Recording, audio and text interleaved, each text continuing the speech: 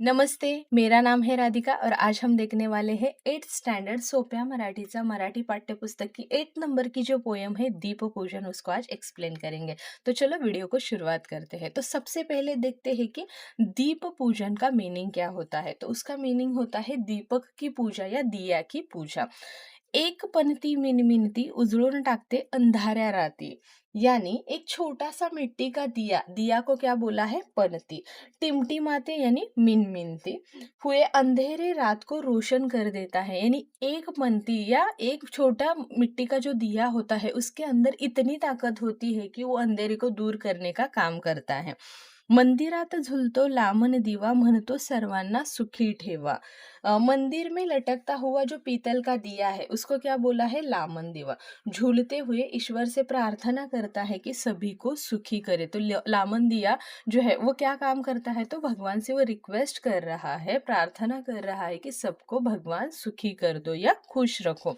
उसके बाद है समयित घालून तेल वात दीप उजळतो देवघरात। अभी इसका मीनिंग क्या हो जाएगा, पूजा घर यानी उसको क्या बोलते हैं देवघर में खड़ी धातु की ये जो समई है वो क्या कर रही है, तो तेल और बत्ती डालकर उसके अंदर दिया जलाया जाता है। और ये किसको मतलब कहाँ का अंधेरा दूर करने का काम कर रहे हैं, तो ये जो पूजा घर है, जो देवघर है, वहां का अंधेरा दूर करके वहां पे रोशनी देने का काम कौन कर रही है, तो समई कर रही है।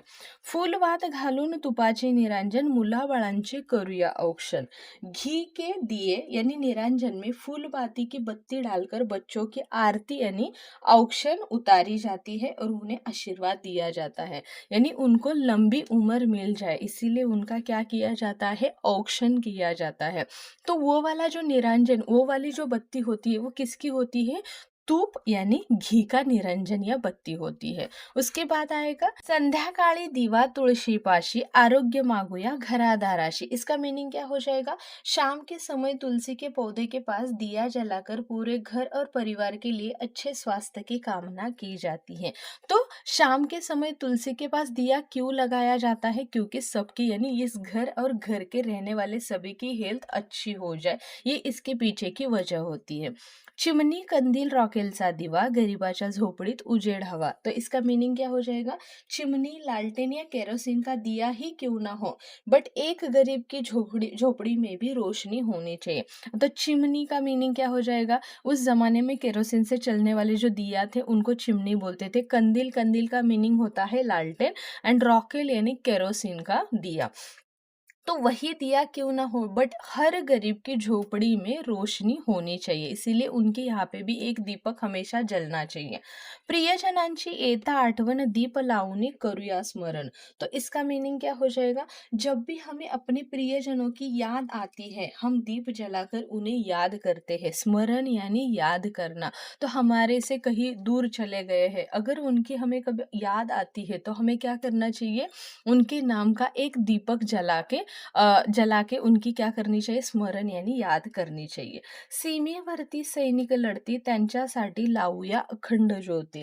यानी जो सैनिक देश की सीमाओं पर लड़ रहे हैं उनके सम्मान और सुरक्षा के लिए हमें अखंड ज्योति यानी लगातार जलने वाला दिया जलाना चाहिए। तो उनके हेल्थ के लिए, मतलब वो हमारे सेफ्टी के लिए वहां पे खड़े हैं ना, तो उनकी सुरक्षा और उनका जो सम्मान है इसीलिए हम एक दिया तो हमेशा जला के रख ही सकते हैं, ऐसे पोएट ने बोला है। काळ्या कुट्ट अंधारावर करुणी मात उजळूया वाट लख प्रकाशात। इसका मीनिंग क्या हो जाएगा, घने काले अंधेरे पर विजय प्राप्त करके हम चमकदार रोशनी से अपने रास्ते को रोशन कर देंगे। चाहे हमारे सामने कितना भी घना अंधियारा क्यों ना हो, हम उसको हमारी रोशनी से, हमारी ब्राइटनेस ने उस रास्ते को क्या करेंगे, रोशन कर देंगे यानी चमका देंगे। मना मनात पेटून आशेच्या ज्योती निर्धाराने मात करू संकटावरती। यानी हर किसी के मन में आशा की ज्योति जलाकर दृढ़ संकल्प के साथ आने वाले संकट और मुसीबतों पर हम जीत हासिल कर लेंगे। यानी संकट या मुसीबत कितनी भी बड़ी क्यों ना हो जाए, हम उसको क्या करेंगे, आशा की ज्योति को जलाकर दृढ़ संकल्प रख के उस मुसीबतों पर जीत हासिल कर लेंगे, यानी हम वहां पे जीत जाएंगे. आषाढ अमावस्येला करूने दीपपूजन, भारतीय संस्कृतीचे करूया रक्षण. तो इसका मीनिंग क्या हो जाएगा? आषाढ़ महीने की जो अमावस्या है उसको बोलते हैं दीप अमावस्या के दिन दियों का पूजन करके हम अपनी भारतीय संस्कृति की रक्षा करेंगे. अज्ञान जाऊन ज्ञानाची भर पडो, सगळीकडे तेजाचा प्रकाश पडो. हमारे जीवन से अज्ञानता दूर हो और ज्ञान में वृद्धि हो तथा चारों ओर दिव्यता का प्रकाश फैले. यानी जो अज्ञान है उसको हमें क्या करना है? खत्म करना है. किसके किसके थ्रू?